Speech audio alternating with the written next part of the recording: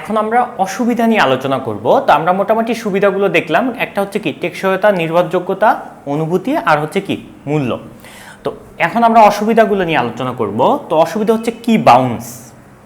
তো আমরা প্রথমেই দেখেছি যে এটা কি ফসফরাসের তৈরি হয় যখন, তখন কি বাউন্স হয় অনেক পরিমাণে। কেন হয়?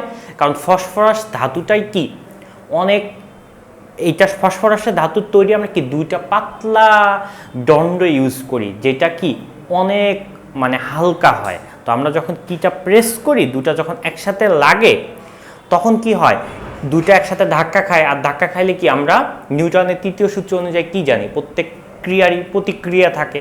তো দুইটা ধাতু বারবার কি লাগতে থাকে, এর ফলে কি কি বাউন্স তৈরি হয়, যেটার জন্য আমরা কি ফোম ইউজ করতেছিলাম, যেটার জন্য আমরা কি সিলিকন এর ড্রোম ইউজ করতেছিলাম। পরবর্তীতে সিলিকনের ড্রোম ইউজ করার ফলে কি হয়, ওই ধাতুর মানে ফসফরাসের তৈরি দ্বন্দ্ব দুটা কি হয়, একটু হচ্ছে কি পুরুত্ব হয়, পুরু বেড়ে যায়।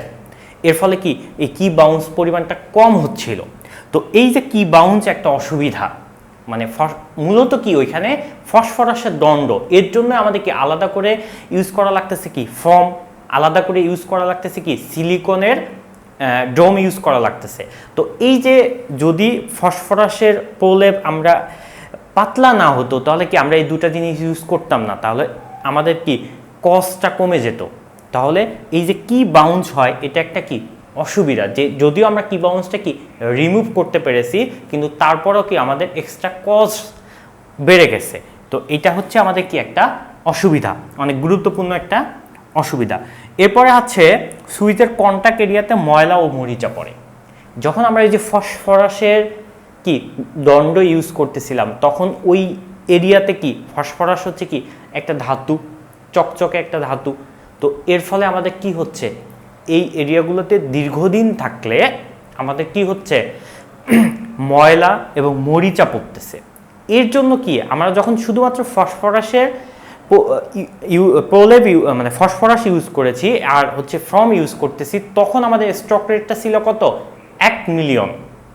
কিন্তু আমরা যখন এই সিলিকনের ড্রোম ইউজ করতেছি ফসফরাসের ওপর, তখন কি সিলিকন ড্রোম একটা প্রলেপ ফেলতেছে, এর ফলে আমরা কি পারতেছি না, ওইখানে মরিচা পড়তেছে না।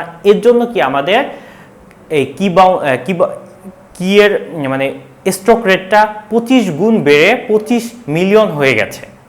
তো এই যে সুইচের কন্টাক্ট এরিয়াতে ময়লা এবং মরিচা পড়ে, এই জন্য এক্সট্রা করে আমাদের কি সিলিকনের ড্রোম ইউজ করা লাগতেছে। তো এটাও হচ্ছে অনেক বড় একটা অসুবিধা। তো এই ভিডিওতে দুটাতে আমরা কি দেখলাম, মেকানিক্যাল কি সুইচের গঠন এবং অপারেশন, সাথে আমাদের কি সুবিধা এবং অসুবিধাগুলো নিয়ে আমরা আলোচনা করেছি। তো আশা করি আপনারা এই মেকানিক্যাল কি সুইচটা ভালোভাবে বুঝতে পারছেন। ধন্যবাদ সবাইকে।